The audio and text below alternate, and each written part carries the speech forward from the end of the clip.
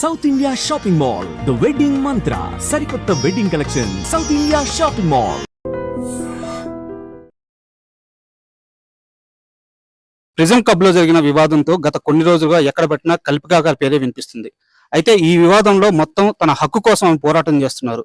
But ఈ మొత్తం పోరాటంలో ఆమె ఇప్పటి వరకు ఏం సాధించారు, ఇకపై ఏం కోరుకుంటున్నారు, ఇలాంటి విషయాలన్నీ కల్పికా గారిని అడిగి తెలుసుకుందాం. హాయ్ కల్పికా గారు. Hello, good evening. WhatsApp madam, ఈ మొత్తం వివాదంలో మీరు వివాదం అంటే సినారియో ఈ మొత్తం సినారియాలో మీరు గత కొన్ని రోజులుగా మీ రైట్ కోసం ఫైట్ చేస్తున్నారు.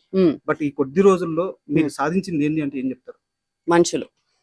మనుషుల్ని సాధించా, వాళ్ళకి ఒక ధైర్యం ఇప్పించాను.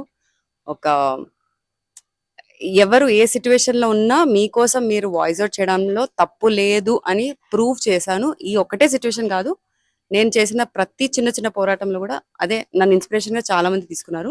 బికాజ్ నా హ్యూజ్ ఇన్స్పిరేషన్ మా మదర్. తను ఏం చెప్పకుండా పెట్టకుండా నాకు సలహాలు ఇవ్వకుండానే చాలా నేర్పించారు. అలాంటిది నేను ఫేస్ చేసుకుంటూ నేను నేర్చుకుని చాలా మందికి నేర్పించాను. అండ్ ఐఎమ్ వెరీ ప్రౌడ్, ఎందుకంటే 17 years నేను ఇండస్ట్రీలో డెడికేట్ చేసి ఇంత నేమ్ సంపాదించి ఇన్ని మంచి మంచి ప్రాజెక్ట్స్ చేసి చాలా ప్రోగ్రెసివ్ ఉమెన్ బేస్డ్ క్యారెక్టర్స్ చేసి నాకు ఆ ధైర్యం డబుల్ ట్రిపుల్ అయిపోయింది. Where I can voice out for things that is needed, at least for us. పక్కన వాళ్ళు పక్కన పెట్టండి, మన డిగ్నిటీ మన సెల్ఫ్ రెస్పెక్ట్ కోసం మనం మాట్లాడకపోతే పక్కనోడు వచ్చి ఎందుకు మాట్లాడతాడు, అంతే. అండ్ మామూలుగా ఏంటంటే ఎక్కడైనా సరే ఒక ఫుడ్ సర్వ్ చేసేటప్పుడు ఏంటంటే ఆ ఫుడ్ పెట్టే విధానం చాలా బాగుండాలన్నమాట. ఈ మొత్తం వివాదం రేజ్ అవడానికి కారణం కూడా మీరు ఏదైతే కాంప్లిమెంటరీ కేక్ అడిగారో ఆ కేక్ ఫైనల్ గా వాళ్ళు తెచ్చిచ్చినప్పుడు ఇచ్చే విధానంలోనే తేడా ఉండడం వల్ల వాళ్ళు అలా ముందుకు విసిరేయడం వల్ల అక్కడ మీరు ట్రిగర్ అయ్యారు అన్నమాట. అక్కడ కూడా నేను ట్రిగర్ అవ్వలేదు. నేను ఏం చెప్పానంటే, నేను అడిగింది ఇంతే, మీరు ఇంత డిస్కషన్ చేసిన తర్వాత తీసుకొచ్చి ఇట్లా స్లైడ్ చేయడం కరెక్ట్ కాదు. ఒకవేళ చేసినా మీరు దాంట్లో ఏం వేసి తీసుకొచ్చారు నాకు తెలియదు. మీకు నా మీద ఉన్న కోపంతో మీరు ఏమైనా వేసి తీసుకుని రావచ్చు. నేను తినాలనుకోవట్లేదు, మీరే తినండి, మీరే ఎంజాయ్ చేయడం అని చెప్పడం జరిగింది. కానీ నేను అక్కడ కూడా ట్రిగర్ అవ్వలేదు. అంటే ఈ మొత్తం వివాదంలో మీ సైడ్ నుంచి కనిపించే ఒకే ఒక తప్పు ఏంటంటే మీరు లైవ్ పెట్టడం కరెక్ట్ గా పెట్టలేదు. వాళ్ళు ముందు మాట్లాడిందంతా ఆ టైంలో మీరు లైవ్ పెట్టలేదు. మీ అగ్రెషన్ గానీ మీరు మాట్లాడేటప్పుడు మాత్రం లైవ్ పెట్టారు. దానివల్ల మొత్తం ఇది రాంగ్ గా ప్రొటెక్ట్ అయింది. దీనికి ఒప్పుకుంటారా?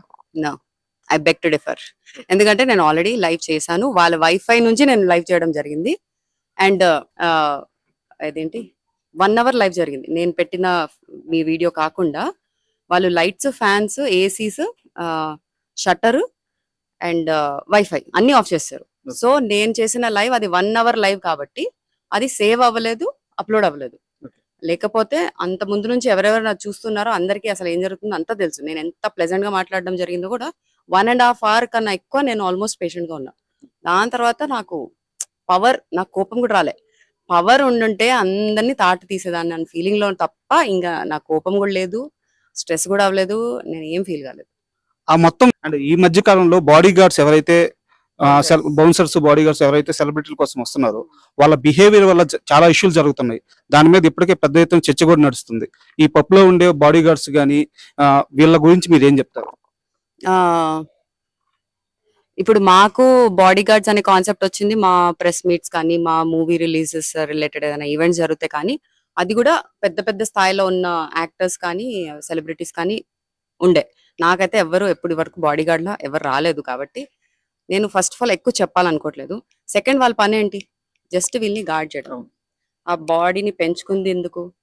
వేరే వాళ్ళు భయపడాలని. సో అంతవరకు మీరు మీ డ్యూటీ చేస్తే చాలు. సెకండ్, ఇప్పుడు నా సిచ్యువేషన్ తీసుకుంటే నా ప్లేస్లో ఒక నాని కానివ్వచ్చు, లేకపోతే ఒక వెంకటేష్ గారు కానివ్వచ్చు, లేకపోతే ఒక చిరంజీవి గారి కానివ్వచ్చు, లేకపోతే ఒక మోడీ గారు, వీళ్ళలో ఎవరన్నా వచ్చినా, because is a more popular and known face కాబట్టి ఎవరు వచ్చినా తన పబ్కి ట్రీట్మెంట్ ఎలా ఉంటుంది? పక్కన తీసుకెళ్తారు, అందరిని హడావిడి చేసి పక్కన పడేస్తారు, బాడీ గార్డ్స్ అందరు అక్కడే ఉంచుతారు.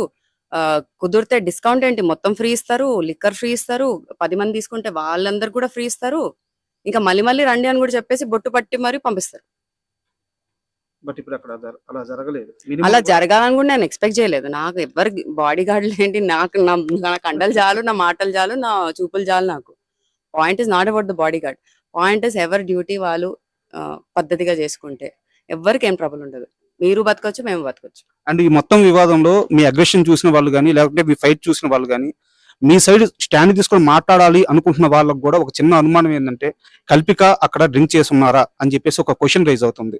మీరు ఏం చెప్తారు దాని మీద? నెక్స్ట్ టైం మీతో ఇంటర్వ్యూ నేను ఒక చియర్స్ కొట్టి స్టార్ట్ చేస్తాను అనుకుంటున్నాను. నేను తాగేసి ఒక 3 years అవుతుందండి. దానికి ముందు తాగేదాన్ని, వెరీ రేర్ గా తాగేదాన్ని. నా ఓన్ సెటప్ లో మా ఫ్రెండ్స్ ఇంట్లలో లేకపోతే నా ఇంట్లలో మా పేరెంట్స్ చుట్టుపక్కల ఉన్నప్పుడే తాగేదాన్ని. సో దాంట్లో there is nothing to even regret about it. It is a good thing. డాక్టర్సే చాలా మంది చెప్తారు యూ హ్యావ్ టు డ్రింక్ అప్పుడప్పుడు, ఇట్ ఇస్ గుడ్ అని. అది పక్కన పెడితే మ్, నా ఎనర్జీ లెవెల్స్ నాకు నేనే తట్టుకోలేకపోతా. ఏంటి, నేను మార్నింగ్ 4కి లేస్తా, రాత్రి 12 పడుకుంటా అండి. ఆ ఉన్న 4 hours ఒక డీప్ స్లీప్ లో వెళ్ళిపోయి అవతార్ కన్నా మించి సినిమాస్ చూస్తాను నేను నా డ్రీమ్స్ లో. అలాంటిది నేను రియాలిటీకి వచ్చేసరికి నేను ఏమేం చేస్తాను ప్రతి సెకండ్ నాకు తెలుసు. ఒక చేత్తో ఒకటి చేస్తా, ఒక కాల్తో ఇంకోటి చేస్తా, ఒక బ్రెయిన్ తో ఇంకోటి నడుస్తుంది, కళ్ళతో ఇంకేదో చూస్తా, ఇంకెవరికో ఏదో కాల్ లో మాట్లాడతా. ఇప్పుడు నా రైట్ లెగ్ కూడా సరిగ్గా పనిచేయట్లేదు. నేను డ్రైవ్ చేయడానికి కూడా చాలా ఇబ్బంది. 10 minutes కూడా డ్రైవ్ చేస్తే పట్టేసుకుంటుంది, నా కాఫ్స్ అంతా పట్టేసుకొని. It's risk on road. 5 minutes లో లెఫ్ట్ లెగ్ తో నేను డ్రైవింగ్ నేర్చుకున్నానండి. నెక్స్ట్ నేను హ్యాండ్ తో డ్రైవింగ్ నేర్చుకుందాం అనుకుంటున్నా. రైట్ హ్యాండ్ అయ్యాక లెఫ్ట్ హ్యాండ్.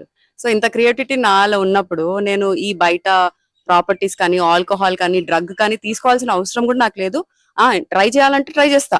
నేను అన్ని చేయడానికి నేను రెడీ. ఎందుకంటే ఇప్పుడు అన్ని ట్రై చేస్తా.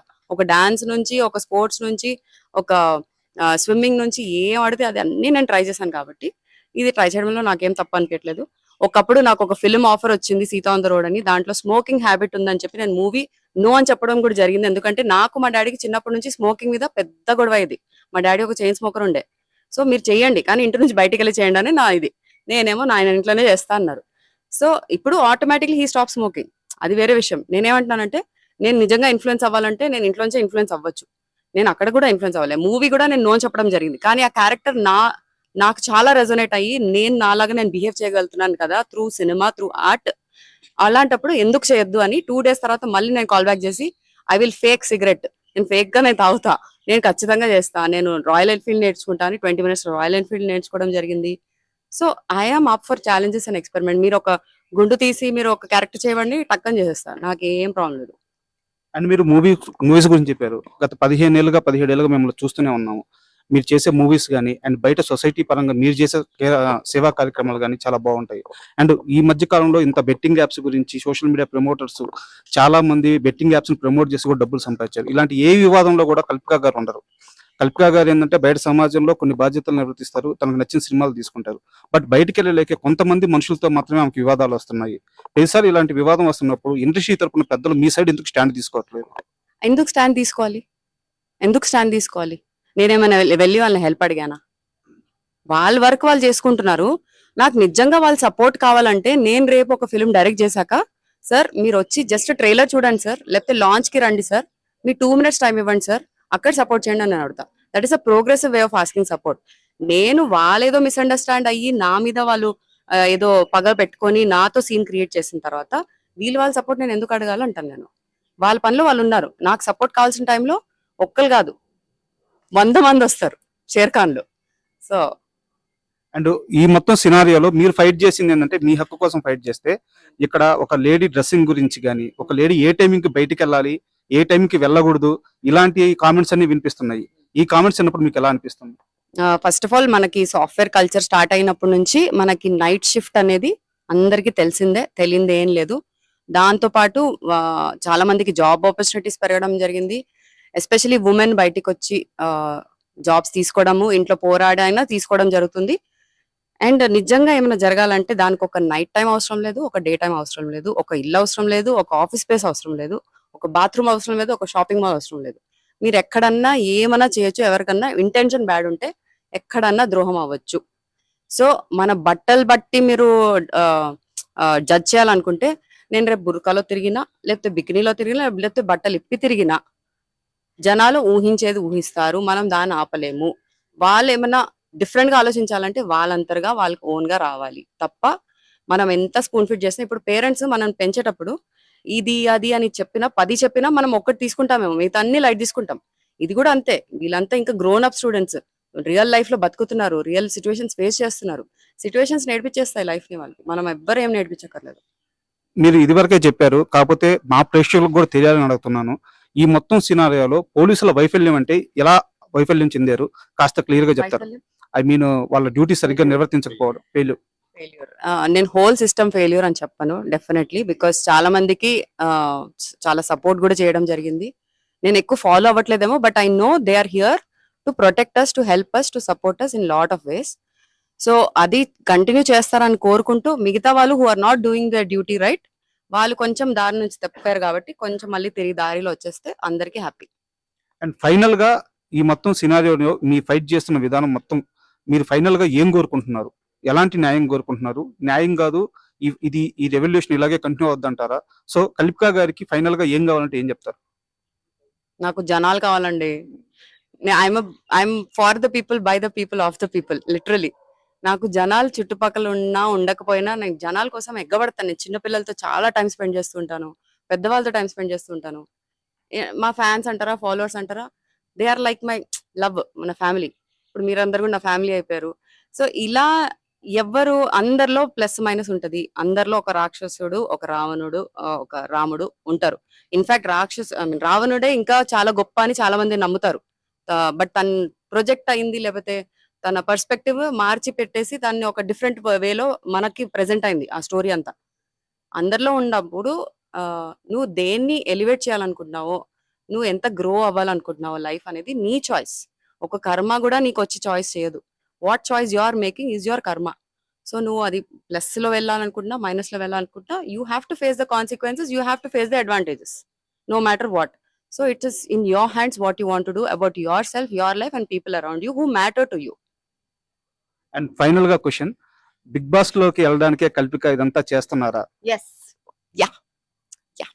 ఎవరు ఈసారి యాంకర్, ఎవరు హోస్ట్, ఎవరు బిగ్ బాస్ కి? మీకు కాల్ వచ్చింది కదా, మీరే చెప్పాలి. వాళ్ళు నాకు అవన్నీ డీటెయిల్స్ ఇవ్వలేదు. ఇంట్రెస్టెడా అన్నట్టు ప్రొజెక్ట్ అయింది అంతే. ఫస్ట్ సీజన్ నుంచి పిలుస్తున్నారు, కానీ ఫస్ట్ సీజన్ నుంచి నేను రాను అని చెప్పాను. అండ్ ఈ మొత్తం వివాదంలో మీ ఫైట్ అయితే కొంతమందికి స్ఫూర్తిని కలిగిస్తుంది, కొంతమందికి అయితే ఇది వేరేగా అర్థమైంది. బట్ ఫైనల్ గా మీరు అందరికీ అర్థం అవ్వాలని, ఈ ఫైట్ చేసిన విధానం మీరు ఏదైతే కోరుకున్నారో అది ఫుల్ఫిల్ చేయాలని చెప్పి మీకు ఆల్ ద బెస్ట్ తెలియజేస్తున్నాను. Thank you.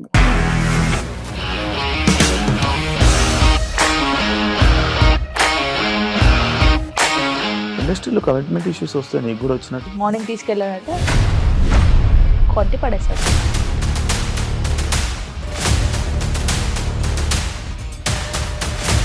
ఒక్కళ్ళు కూడా చూడలేదు ఈ సినిమా అని చెప్పడానికి కూడా చాలా ధైర్యం కావాలి. అది నిజం కదా, దాంట్లో ధైర్యం ఏంటి? ఇది నెక్స్ట్ డే ప్లేట్ మార్చేస్తే తప్పు కదా. As of now we are comfortable this అని నేను అనుకుంటున్నాను. రష్మిక గారిది మీది ఒకే ఊరు అంటే కదా? నీకు కోపం వచ్చిందంటే బాగా తిట్టేత్తరా? తిట్టేద్దామండి. నిజంగా గేమ్ ని ఎలా చేంజ్ చేయగలిగారు? ఏపీఎస్ఎఫ్సి వాళ్ళకి 6 నెలల్లో నేను 6 లక్షలు కట్టా. బిజినెస్ చేయాలనుకుంటే it is as difficult as riding a tiger.